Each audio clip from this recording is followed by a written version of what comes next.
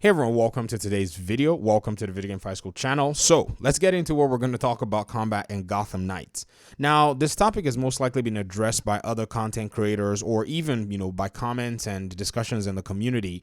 But one really important thing is I can't help myself but say I don't know if Gotham Knights combat really does seem to fulfill that aspect of what the Batman Legacy combat is like. And let me explain. So if you watch the Batman, or if you play the Batman games, that combat system is actually a very nice, unique combat system. In fact, it's a combat system that has redefined what combat in superhero games will look like. I mean, this is an attestation because even the developers at Insomniac who made Spider-Man game, have basically said that, yes, they are unashamed in the way that they've used a lot of elements from the Batman games to be able to make their own game. And this series of new Spider-Man games are also quite unique from the other Spider-Man games that have come out.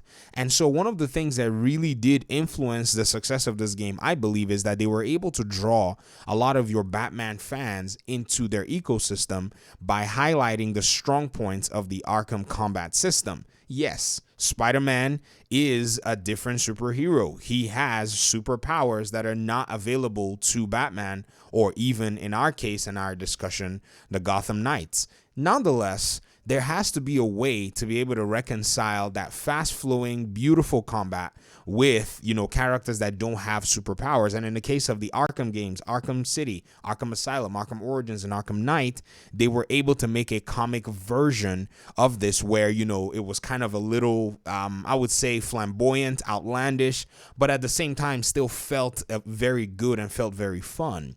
Now, the combat that we've seen from Gotham Knights from the gameplay trailer and the gameplay reveal have not necessarily shown that inspiration. In fact, if you look at the Mr. Freeze boss fight, it looked really different in a weird way.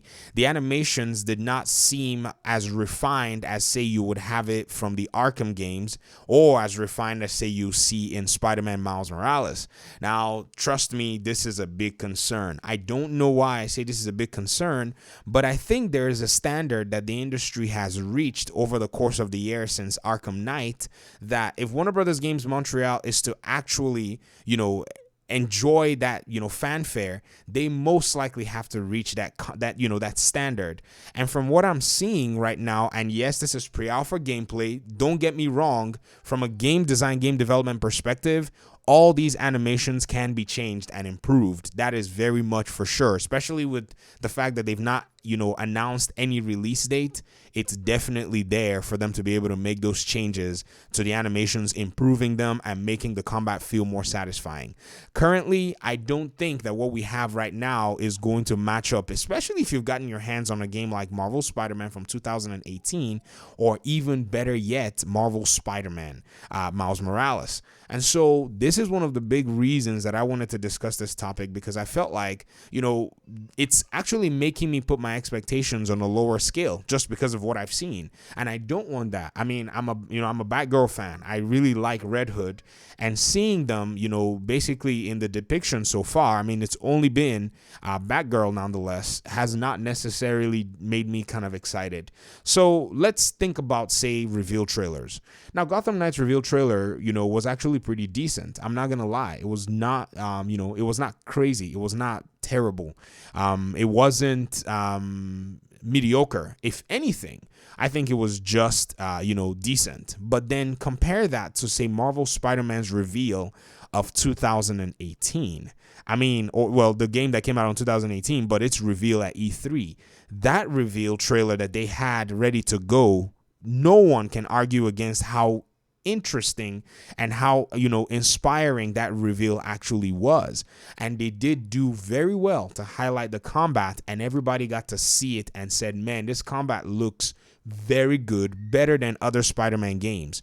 So what I'm saying is Gotham Knights should not necessarily have had just the kind of combat that we saw in the reveal trailer, but an improvement on the combat from the Arkham games, which is a very high bar to set. But for a game that has been the most anticipated or the most wanted game for a long time, which, if you guys remember, Gotham Knights did get some kind of recognition for being one of the most wanted games, I think that the combat should have been much better than what we saw in the trailer.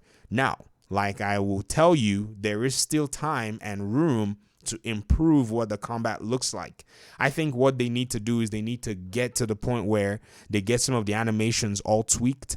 And then another thing that we also have to, basically take into account is the way a lot of the combat, will work, and the way a lot of the animations will work is going to be dependent on, kind of how the performance of the game, actually does look and feel. That's a very important aspect. If you notice in Spider-Man Miles Morales, from the clip that I'm showing you, I played it at 60 frames per second on a PlayStation 5, and I think I enabled the ray tracing. So a lot, is going into the quality of the footage, the quality of the gameplay, the quality of the responsiveness.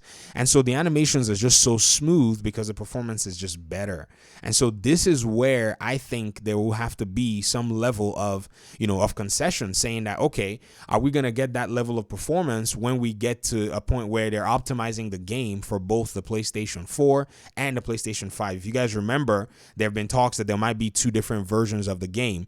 Now, yes, even though you may say, well, it doesn't really mean that both games are going to kind of play differently, I have to tell you, it is a night and day difference between how your game is going to run on a much more powerful console or machine than how it will run perhaps say on an Xbox One or a PS4.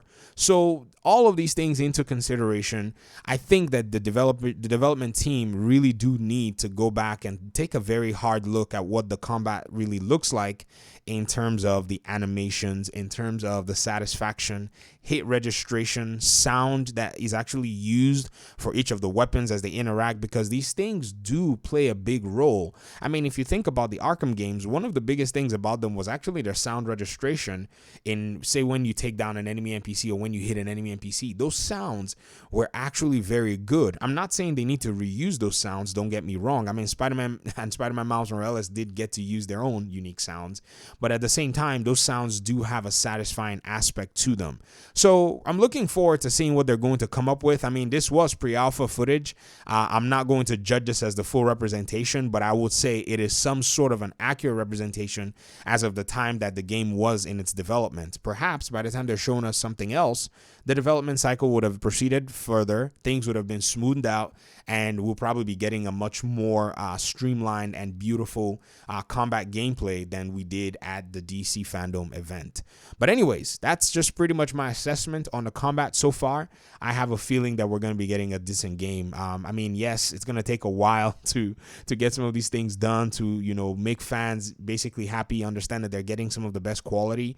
But at the end of the day, it's something that is for the best, because one thing about superhero games is they will linger, and you want your superhero game to be memorable. Spider-Man Miles Morales, I continue to name that game because it was just a 10-hour game, but it had one of the best experiences that I have ever seen, in a 10-hour period. It's crazy how well they did that game. It's insane how good the game was, even for being so short.